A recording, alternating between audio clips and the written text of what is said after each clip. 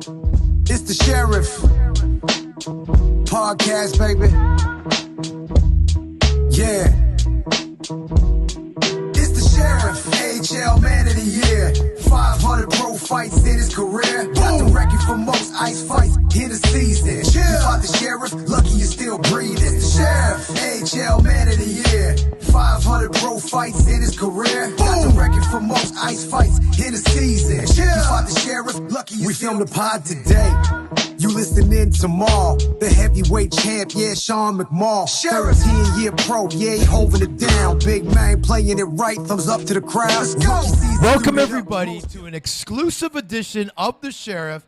Boy, oh boy, do I ever have a treat for you. Now, ladies and gentlemen, it is not very often that a young hockey player could be a fan of another young hockey player. But my guest tonight, skill level and leadership was so above and beyond that this gentleman had many, many fans as a young lad. And I'm going to introduce him right now. Ladies and gentlemen, boys and girls all over the world, I would like to introduce to you my guest tonight. He hails from Markham, Ontario, at 6 feet, 200 pounds. He is a middleweight. He was the captain of the Kingston Frontenacs in the OHL. He is fourth all-time in scoring for Larry Mavitty's Frontenacs. He was drafted twice to the NHL in the second round. He won the gold medal for Team Canada in 1999. He is a Stanley Cup champion for the Pittsburgh Penguins in 2009. Ladies and gentlemen, without further ado, my friend, Mr. Mike Zigomanis. How are you doing today, my friend? Thanks for having me on. No problem. That's quite the welcome.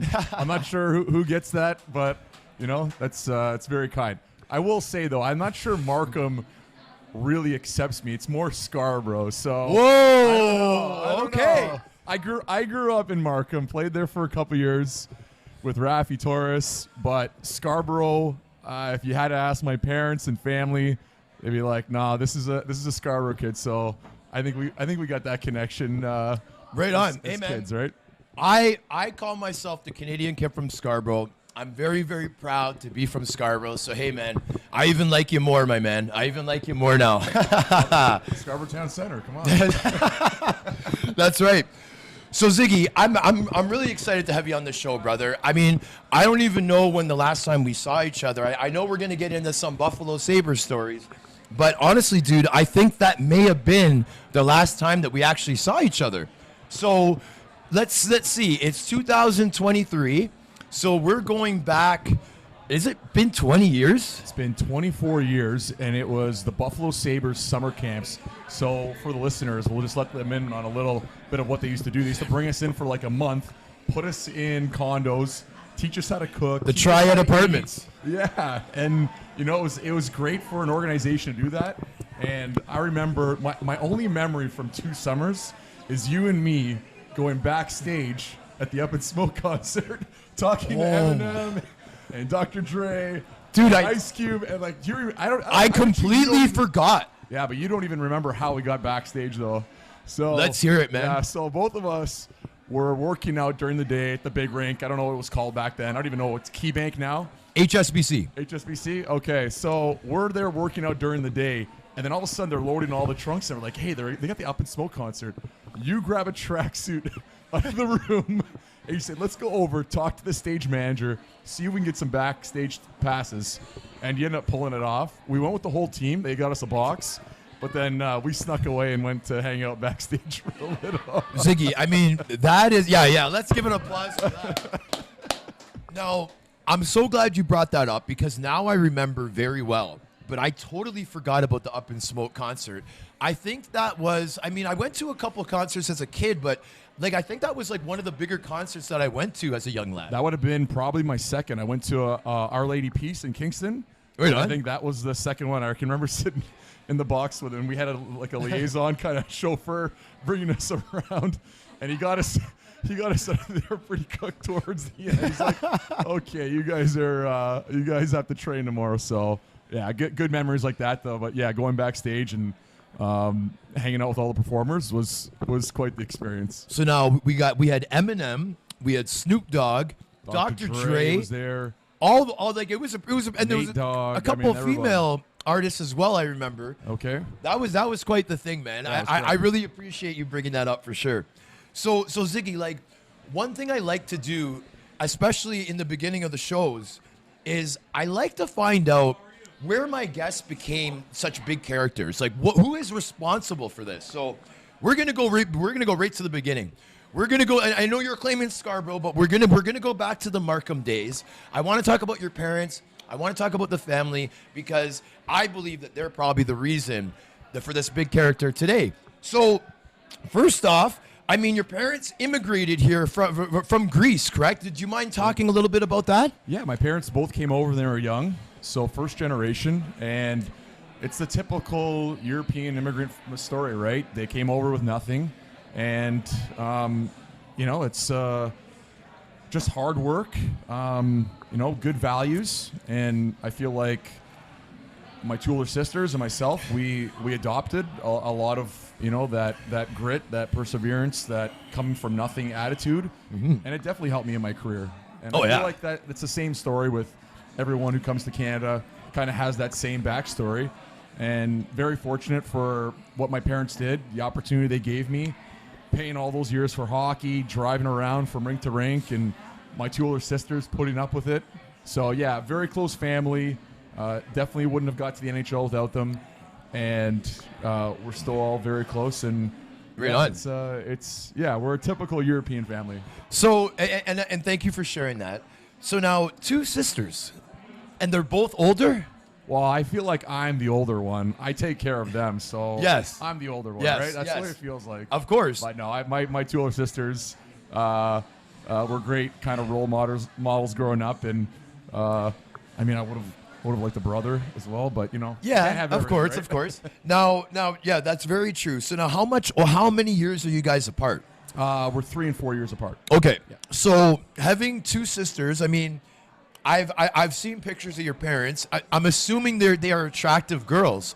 Was that difficult for you growing up, having to protect 2 sisters? No, you know what? I left at 16 to Kingston, so it wasn't really Very around, true. Yeah, I wasn't around the family, and I missed a lot of family functions. And then at 20, I moved to the U.S., getting drafted by the Hurricanes, so started the pro career. So I was only around for a couple months in the summer. Yeah. And I moved out. My last summer at home was at 20. So, yeah, I think 16 was a little young when I see my nephew 16. Yeah. And imagine him moving away to another city in the OHL. It's tough to imagine. And, at the time at 16, I was by myself. You're living with a billet family, but your parents are coming on the weekend. They're trying to still be in your life and be supportive, but you're kind of on your own. I remember getting $5 gas money from the team, and I'd have to pay the player, whoever picked me up the most during the week. And I finally found a guy after my first 2 weeks, and I was in the trunk going to and from school in the rink. And I just politely asked the coach, I was like, hey, is there another guy I can ride with? Because I'm riding in the back, and he won't empty his back trunk out even for me. So I would have to go in the little Honda Civic, curl up in the back, driven to school and back. I mean, I don't think I don't know if the rules have changed in the OHL, or if they I don't know if you can file a grievance for I don't know if that's I don't want to call it workplace malpractice, but it was it's tough moving out at 16, and you got to learn how to live on your own, new family, new city. It's a pro environment, and you deal with all those things like, having to ride in the trunk of a car. Yes, of course. Now, I have a lot to say about the OHL days, but we might as well stick with it right now since we're already on it. So now, I don't like throwing anybody under the bus, but do you remember the name of the player that had the bad Honda Civic with all the stuff in his back? I don't. Maybe I do. I just don't want to say it. Okay. No comment. No comment. I'll leave that one out. That's smart. But I will say, if you want to talk about OHL day stories, and I can remember going on the road and playing a back-to-back in London and Kitchener. And we play the first night in Kitchener. We all get the same sub, right? It's an assorted. It's got everything on it. It's got the same sauce on it. We all get the same thing, and you have to pick, what you didn't want on it off. We go the next day, so we lose the first one. Then we go into London. We get beat again, hammered. We get on the bus, deflated, and all of a sudden we get the same Subway kind of meat sandwiches. But the problem is that they just left them under the bus because they were frozen. So when we talked to the team, they just said, "Oh, we got a deal for ordering 2 night subs." Wow. You know, it's at the time it wasn't great, but to tell the story now, it's a lot of fun. And playing for Larry Mavety. Yes. I had a great 4 years. And Yep. God bless his soul. Yeah. Rest in peace, Mav. I had a lot of great memories with him, and he definitely helped me develop my game at the OHL level to really translate that into a pro career. And he stressed it early and often, and gave me a lot of ice time, and let me kind of build my own personality on the ice. And I think that's important for a lot of coaches, and he recognized that. And the opportunities he gave me, I'm not sure I would have got anywhere else. Well, I mean, thanks for sharing that. I would like to add to that a little bit about Mr. Larry Mavety, because I'm not sure if you're aware, but I had a little stint with Kingston as well, okay? So I played for 3 teams in 1 year, Mississauga Ice Dogs, Kingston, and London. When I got to Kingston, Larry Mavety, in my opinion, was the ultimate player's coach, okay? He understood how we felt. He understood how we were thinking. And like you said, he allowed us to really become our own. And I remember one time I got into a fight at that old Kingston barn, and it was very rare. Now, I might be sounding arrogant, very rare, but I got dropped by Kyle Warner on the North Bay Centennials. I don't know if you remember that name, okay? So now I got dropped. Larry took me aside, brought me in a second dressing room that was beside the main room, and told me, "Why do you think you lost that fight?" And I said, "Larry, I don't know, man. I'm really upset. You lost the fight because you weren't ready.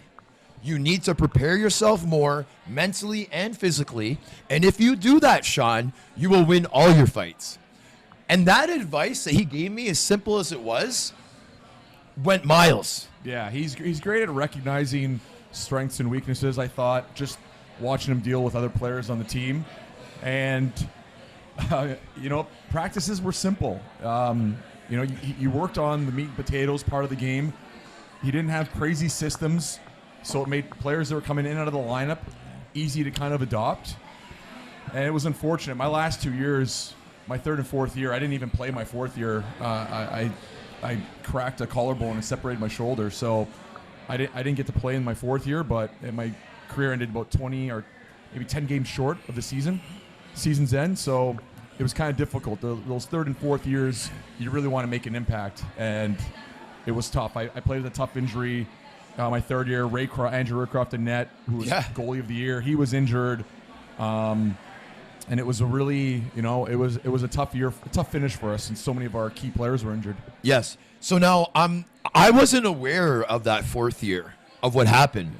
Doesn't say too much of that online. Yeah. So now it's starting to make sense, because when I was looking up your stats for Kingston, the one thing that I love to see, I'm a stat guy, so I love seeing the numbers, is improvement every year, okay? So we went, I'm going to have it right here, 23 goals your first year, 29 goals your second year, 40 goals your third season. Yeah, hey. We definitely clap for each other around here. So now that is progress and improvement that gets you to the NHL when you're getting that much better every year. That's what they're looking for. Larry Mavety was the perfect coach for that, letting you grow, letting you live into the player that you're going to be. So now my question for you is, we were talking a little bit before the recording. You had 330 points total. Were you aware that you are fourth all time on the Kingston Frontenac scoring list? All right. And Kingston is an old team, my friend. Were you aware of that? Yeah, no, it wasn't really about the points. Every player has to excel. It's tough to really say, "Oh, I don't care if I score." But you know what? Now that I'm coaching minor hockey, you need players to have great years. You need your goaltenders to score. You need your setup guys to set up plays. So you need guys to have big point years if you're going to excel as a team. You want that confidence in players. Players play better when they're getting their cookies. And yes. it's an important part of the game. And Mav was always on me, telling me, okay, you have great use. Tell me, I have the vision. I know you can set guys up, but I need you to score. And that's when I really turned it around from second to third year, because I didn't see myself as a goal scorer. I never imagined scoring 40 goals in Kingston. Yes. And Mav really pushed me towards that, saying, you know what, you got to see yourself as a goal scorer, and we need those numbers from you. Hey, thank you for sharing that, man. That's pretty solid. That's pretty solid. So, okay, so a couple last points on Larry Mavety. Very impactful guy. His voice was very distinct. Sean, you gotta be ready. It seemed like he had that raspy, deep voice. I don't think I could ever forget. My one Mav story that I told, and I think it got played during the tribute during one of the Kingston games last year, is it was my first year, and I had a puck on the side of the boards trying to get it out, and I tried 3 times off the boards, and I just couldn't get it out. It was like a play where I was trying to get position on the defense. Came back to the bench, and I was always taught, never talk back to the coaches. And he's like, why didn't you get that puck out? I didn't say a word. He asked me a second time. I didn't say anything.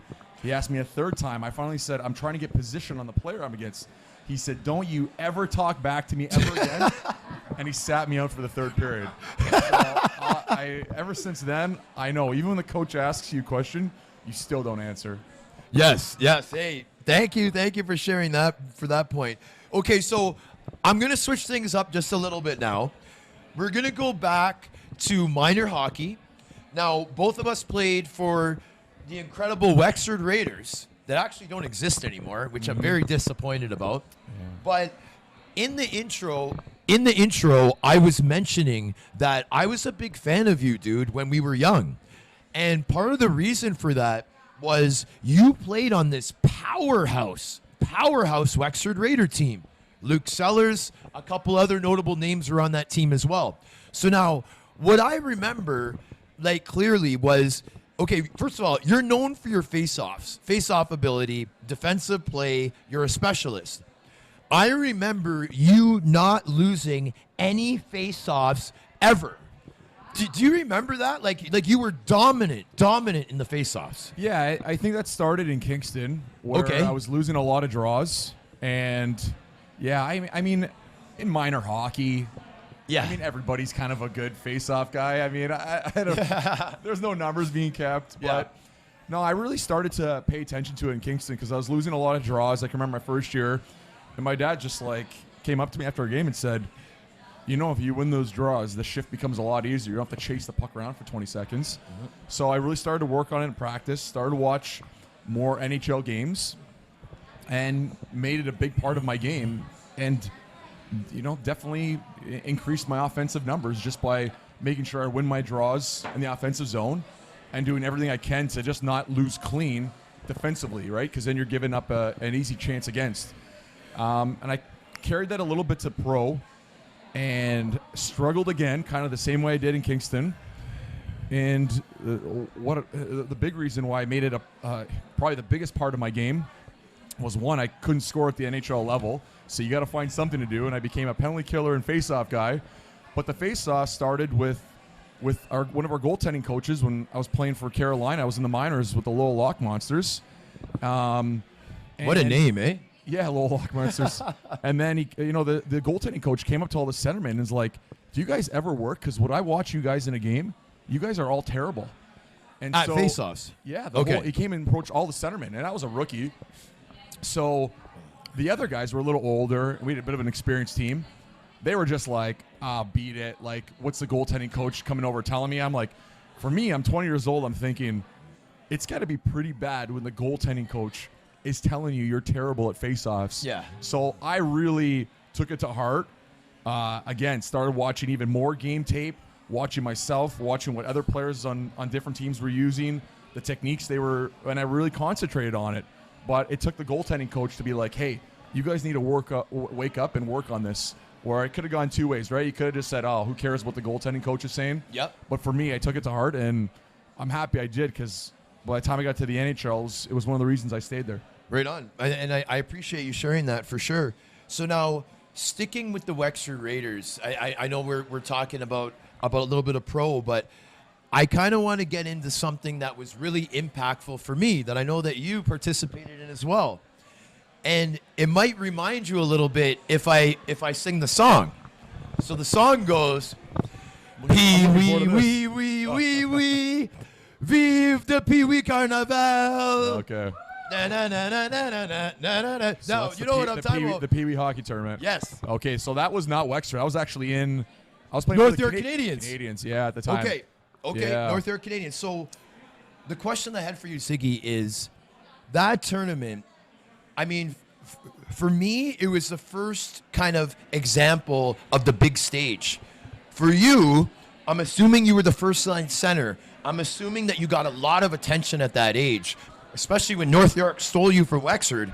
So can you talk about that tournament a little bit? Do you remember the tournament clearly? Do you remember those big crowds, etc.? Yeah, it was great. We ended up playing 3 games in the tournament, and they'd have the player of the game after. And Yes. You used to get the, Hey. I did get and the only reason I'm telling you I had a player of the game is there's a good story behind it. So I get player of the game after one of these Quebec Pee Wee tournament.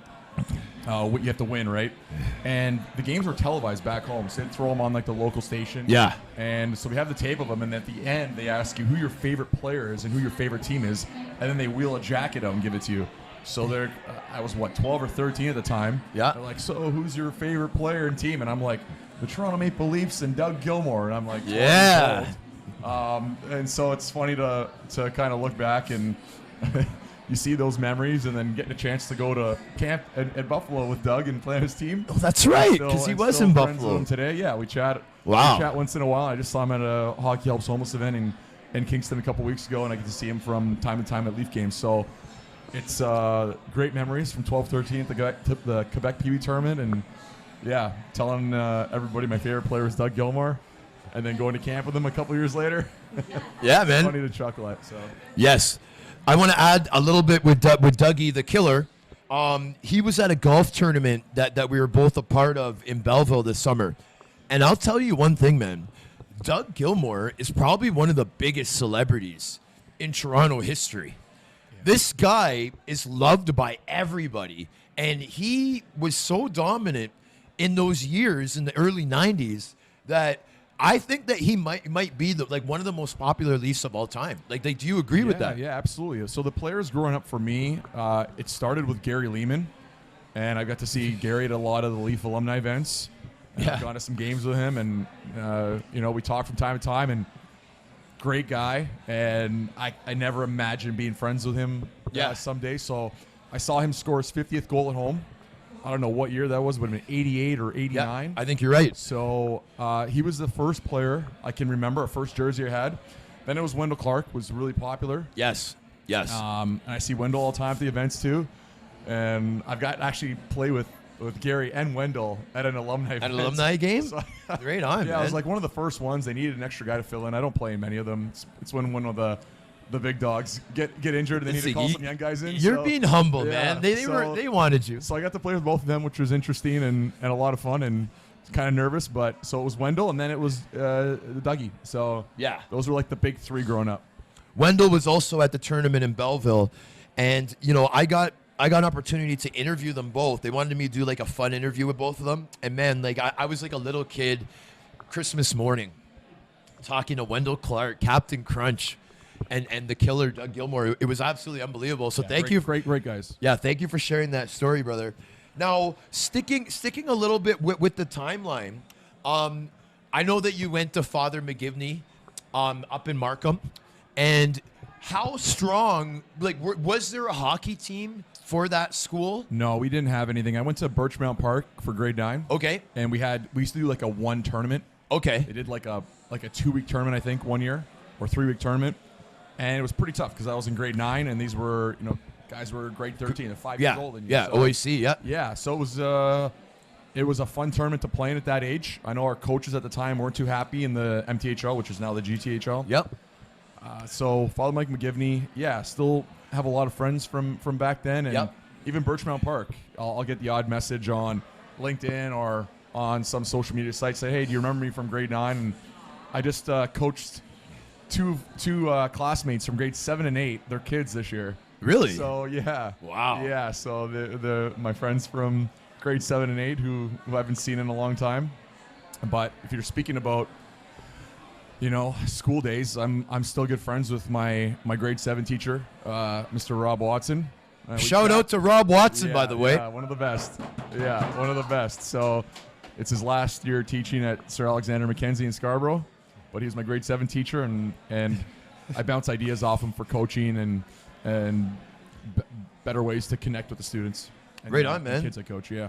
That's pretty cool, man. Thank you for sharing that. Ziggy, we have a couple things in common.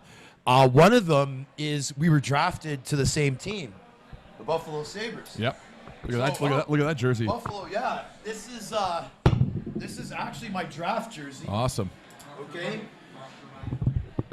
This was actually, thank you. Producer Roberto Aguilar is telling me to talk in the mic. You're loud, but you got to talk in the mic still. Thank you.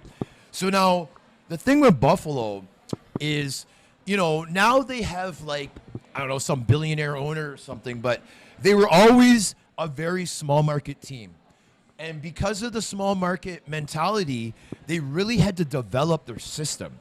They had to have a strong farm system, strong prospects coming up, not able to really sign the big free agents. So their mentality is, let's grow the players and make them stars. We benefited from that. We got to go to some pretty cool things, some conditioning camps. Now, we were talking before the recording. Obviously, you remember those camps very clearly, as do I. I want the listeners and viewers to know just how this program would roll. So now, before I get into that, Mr. Don Luce, do you remember? Absolutely. Okay, Yeah, Mr. Luce, absolutely. So now, Don Luce had a huge impact on me. I'm not sure your experiences with him, but he seemed like he kind of oversaw those conditioning camps, being the director of player personnel. So now, as we were talking before the recording, they would put us up in apartments, the Triad Apartments, right on Miller Sport Highway, okay? And they were trying to teach us how to be pros. Do you mind talking a little bit about that? Yeah, it was great. So it was something where we're in junior. We lived with a family, so we didn't actually prepare our food a lot. Maybe the odd lunch or snack getting ready for school. But we had billets cooking for us, and no experience cooking, never been in the kitchen before. They bring us in, we go shopping, they deck out the kitchens with all of our cooking supplies. I remember we had notebooks for nutrition, we had nutritionists, we had strength coaches, we had psychologists there talking to us, we had player development guys. I mean, it was a full on, full spread camp for all of us to kind of learn what it takes to be a pro. And I think it definitely helped me my first couple of years, and it wasn't with the Buffalo Sabres. I ended up signing with the Carolina Hurricanes, but I owe Buffalo a lot, and I had that conversation because I signed with them my last year and played with the Rochester Americans, and it's there's some players that were or some personnel that were still with the organization when I got to the Sabres in 2013, and just thanked them, saying, you know what, I'm 13 years later. A big part of this is because of you guys bringing us in the summer. It's got to be tough for them, right? Because everyone in the summertime just wants to take off and do your own thing. And they were in the room every day. They were in the weight room. They were in the players' lounge. We were watching video. We were doing skills on ice, doing all that off-ice conditioning, really seeing different sides of what it takes to become a pro. You sit and watch games on TV, but you have no idea what goes on behind the scenes. And you get a little bit of a peek in that. Plus, we're in the big rink. We get to dress. We're in the, we're working out in the at their main gym and at whatever it was at the time, not KeyBank, but HSBC. HSBC. Yeah. So it was just a neat experience, and it was a good welcome into pro. And by the time training camp rolled around, I felt better. I felt more prepared, and like I said, definitely, at 20 years old and you enter a pro, they made a huge impact.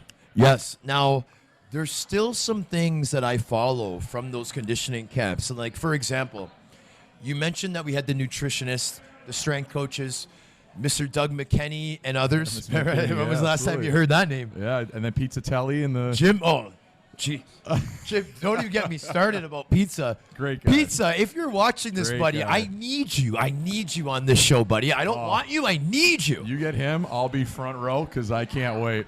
Oh yes, exactly. I'll get most of your questions ready because I got some things I have to ask about. Okay. I talked to Pizza Junior because I'm friends with him on Facebook or whatever, and I asked him, I'm like, hey man, like I'm not sure if Pizza's still like in Florida or whatever. I know he spends a lot of time down there. He's like a professional golfer or whatever he thinks he is, but yeah, Pizza, another big impactful person in my career, and yeah, I'm really glad that you brought up that name. So I wanted to get into what still affects me from those conditioning camps. When Doug McKenney and those guys were explaining to us that the day before a game, what you eat is actually more important than the day of. Yeah. Little things like that.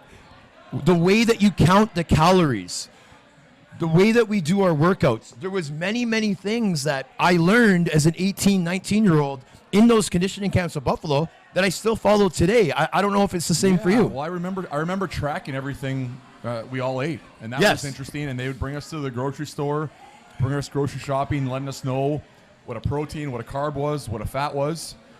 And from all that coaching and all those lessons, after my first draft year, when I went back to Kingston for my 4th year, I went to Queens. I ended up taking nutrition. Wow. Yeah, just because I didn't it was all so new. Yeah. And I didn't realize what kind of impact it would have on you. Okay. And how important it was. So when I was picking my courses at Queens, I ended up doing nutrition, which not the smartest idea. It was a 2nd-year course, and you needed a biology. You needed 2 biologies from grade 13 to even as kind of prerequisites. So it was a great experience that first year in Buffalo, and then at Queens I ended up going taking a nutrition course. That's awesome. We have an absolute rocking crowd tonight at Bottomline. They just cheered for everything that you said. So that's unbelievable. There is a Leaf game playing right now, ladies and gentlemen. And you know what? It is 5-5, Ziggy. Yeah, you just gotta. You know what they say? They say a 5-0 lead is the worst lead in hockey, right? Yes, absolutely. I think they're up 5-0. I could be wrong. Yeah. Yeah. So the Leafs are just tied at 5-5. Playing against Columbus. Yes, exactly.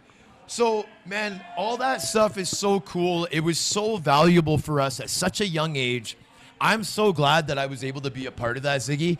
One other thing I want to talk about those conditioning camps, that we were kind of getting into before the recording. Now, we did some pretty interesting activities as well as a group. They wanted to do a lot of team building and stuff like that with the Sabres. I remember one outing that we had where we went into like these woods, into a park, and this was all about trust. And I remember us being up like, I don't know if it was like a monkey ring thing where we had to be up top. No, it was like a tree climbing. Yeah, what it was it was kind of an obstacle course. And we were like 80, 90 feet in the air. We were all harnessed up, all tied in. And it was with this local SWAT team in Buffalo. So yes, it was pretty neat because we would go all day. I remember being so tired. They ran us through exercises by ourselves. They ran team exercises. And I'm sure what you want to get to is I remember the one where we were kind of 10, 15 feet up in the air, and we had to kind of fall and jump off a ledge backwards. Yes. And you had to trust your teammate. Trusting teammates. So I don't know what you remember from that. Yeah, you were up there. I had to catch you. Okay. And so this is 23, 24 years ago. So I remember clearly Mike Zigomanis saying, "McMorrow, my life is in your hands. Are you ready?" I said, "Yes, Ziggy, I'm ready, buddy. I'm going to catch you." And of course you went. I caught you. Mission accomplished. Okay. Yeah, that's great memories, and those team building exercises are really what make those summers great and those days, right? But yeah, doing an obstacle course with a SWAT team and the conditioning side and making us think and strategy, teamwork, dedication, leadership, working as a team. We learned so much, right? And it was a lot of fun. Absolutely. And Ziggy, one thing I need to comment on just before we start, I can definitely tell that you've done radio because, man, are you ever smooth on the mic, buddy? Oh, I gotta give you the props. I've been thinking about it since we started, but I'm like, I gotta tell him how smooth this guy is. So I did 2 years on the morning show with the Fan 590. Yes, 6 to 9 a.m. every morning. So I was up at 3:34. Wow. And up late watching all the games, and I haven't done much. I've been invited. I've had a couple opportunities come up, but jumping back into the media game, I'm taking a little bit of a break, if you want to call it that. I'm not saying I'll never do it again, but did a little bit of Hockey Central where I was doing the noon show where it was on, the NHL Network in the U.S. and Sportsnet and on the radio. And I've done, I think, 1 or 2 other podcasts, but I haven't done much in the last couple of years. So I've stayed off the air. And then once we reconnected, I couldn't pass this up. Right on, man. Well, I appreciate it for sure. So now we're talking a lot about those conditioning camps in Buffalo. So now it's very notable that you were drafted twice, okay? Both times you were picked very, very high in the second round. You even went higher the second time, which usually guys, when they go back into the draft, they're very confident, but they end up following a couple of rounds. Yeah, so, yeah. I mean, it was not ideal. I re-entered. It was me and 2 other players. There was an issue with all of us getting our faxes in at the time. You had to fax the actual contract in, if you can believe it, in 2001. That was, yes. You had to sign by a certain date in May or June. June 1st, yeah. Yeah, so we ended up getting the deal done. We sent in 2 different contracts. We were going back and forth. And the league had an issue with it. The Players Association had an issue with it. And all 3 of us re-entered. Going higher again, definitely a little bit surprised because I heard if I would have gone, I think I went 64, then 46. And if Buffalo had their next pick at 50 or 49, they said they were going to take me. And not even sign me, just let me sit there. No way. Contract that's what the rumor was. So wow. I don't know if they're serious about it. Come on, Darcy Regier. That's not nice, man. That's not nice, Darcy. I think it's standard, though. Yeah. Well, man, that's pretty cool. So now the fax problem's unfortunate. I mean, I know that Buffalo, man, they could have really used you at that time. Having a strong defensive specialist that wins every single faceoff wouldn't have hurt them at all. Yeah, I think my family wanted me to go there, right? Rochester's 3 hours away. Buffalo's an hour 40. So then going down to Carolina and then to Lowell, my parents didn't get down to see me as much as they'd like. Yeah. But still made an effort, and anytime they had a break in their work schedule, always came down. Right on, man. Right on. That's great, man. That's great. So now, October 9th, 2008, you were traded to the Pittsburgh Penguins. Mm-hmm. Okay. So now, this was a pretty big move. It was pretty cool. Now, you were injured in December, it says online, but you were cleared to play in the Stanley Cup playoffs. I did get cleared. I don't think I was healthy because even when camp came around the next year, I was talking to certain teams, and I was seeing my doctor, and he said, you probably pass a physical, but it's not good if you can't lift your arm up. So I ended up sitting out till November, and my buddy was playing in Stockholm, Matthias Tarnquist, and said, hey, do you want to come and play for us? They're going to give you more money than you get in the NHL. They're like doing they're like, you're going to get more ice time. It was like really trying to sweeten the deal for me. And he talked me into it at the end of the day. And I had a great time playing there. We lost in Game 6 in the finals. But yeah, I had the shoulder injury, which definitely put a hiccup in the career. And I don't like blaming injuries because I think, I believe the guys that aren't injured and play, there's some level of skill to it to play a full season.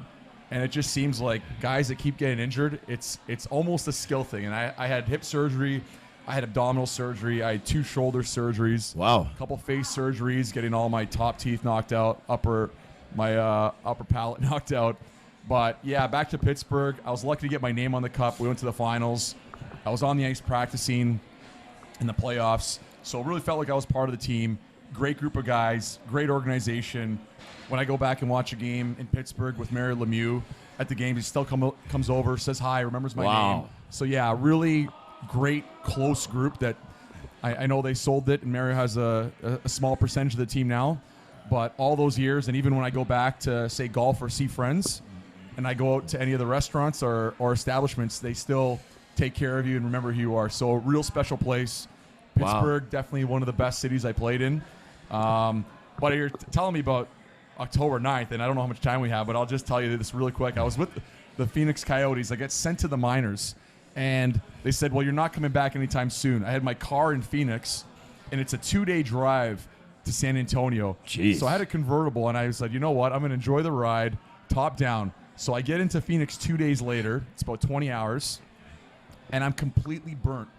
So then I get to the rink. They're like, what happened to you? I was like, oh, I went top down. I drove here 2 days. Took me 20 hours. So there was kind of a joke because I was in the room completely burnt going on the ice inside my visor. I had one practice, and then the next day I was working out at the gym on a day off, and I got a call that I got traded. And I was like, are you kidding me? And he's like, yeah, you're going to Pittsburgh. Pack your bags. You're practicing tomorrow, and you're playing on Thursday. Wow. And I was like, what a change of events. I'm here driving through the desert next to Mexico, going through El Paso with all my gear and a top down. My face is completely burnt. I think my career's over. I'm never playing again. Then all of a sudden, I'm in the igloo in Pittsburgh with Malkin and Crosby. Yeah. Playing in front of a sold-out crowd. They just got back from Stockholm, playing in overseas their first 2 games, and it was a fun year despite getting hurt and only playing in 20 some odd games. But I got to Pittsburgh, and I remember trying to put all this lotion and aloe on my nose because my nose kept peeling. Yeah. These guys must have been like, why is this guy sunburnt and his nose is peeling off every day? Because I would be on the ice and I could only stay on so long with the sweat, right? Yeah. But anyways, that's the story from October in 2008. Right on. So now, Trevor Daley, was he a part of this group? I don't think he was there. He wasn't there then. He was there for the last 2. Okay, right on. 14, 15, I believe. Okay, cool. Yeah, no, he was also been a guest on the show, so I just wanted to see if there was a connection. Yeah, dude. So that's pretty cool. So now, just wrapping up, Ziggy, you got a lot of stuff on the go right now. Now, there's a lot of players that when they're done their careers, they kind of fall into a little bit of a funk. We identified as professional hockey players for X amount of years, and then all of a sudden, it's over. A lot of guys kind of go through hard times mentally. A lot of guys turn to substances. We hear a lot of these horror stories. So now, when I get a guest like yourself that's been so successful for a post-career, I love to talk about it. Do you mind getting into a few of the things that you're doing right now? And I know it's very exciting for you, for the coaching. I know we've already talked about the broadcasting, etc. Yeah, so I worked with Sportsnet for a number of years. Was the assistant coach at U of T. Wow. I had a great experience there with Ryan Medell and his team. Right now I'm coaching minor hockey, and I've kind of done that on and off. But the last 2 years, it's been really heavy. I'm on the ice at least once a night. On the weekends, it's 2-3 times. Coaching with Rafi Torres, the U12 Waxer AAA team. Shout out to Rafi Torres. Yeah. Seen this gentleman at the airport in Edmonton. Yeah. He's a beast. Yeah, so we're coaching his sons on the team, and we get to kind of give back to, all the coaches and all the mentors we have, and now we get a chance to kind of pass on those lessons to the under 12 team. And doing some appearances with the alumni, charity events. I'm lucky to do some volunteering as well. Mm-hmm. And just staying busy, trying to stay in good shape, because if you don't work out every day, it can get away from you pretty quick. Yes, and of course. I noticed that my first couple months after I want to say retiring, but after I stopped playing in 2014, if you don't stay on top of the conditioning and making sure you're fit, it can kind of slide away from you. But the question you asked me about what can you do, and it's tough, post career, it's extremely difficult. Yeah. Right? We have this structured life from the time we're kids, and then all of a sudden overnight it's over. So, and I tell guys, just start doing anything. It don't matter how many years you played. It doesn't matter how much money you made. You have to keep yourself busy, and whether that's going to the gym every day in the morning at the same time, keeping a morning routine, a nightly routine, doing a course online, learning something new. I tell guys, make many contacts as you can when you're playing. Yes. Because you never know when you might need to call someone when your career's over and you have all those connections. So I believe that's really important. But the thing about it, when you look back, we had those summers off. Could have done so much more. And I've had this conversation with a couple former players.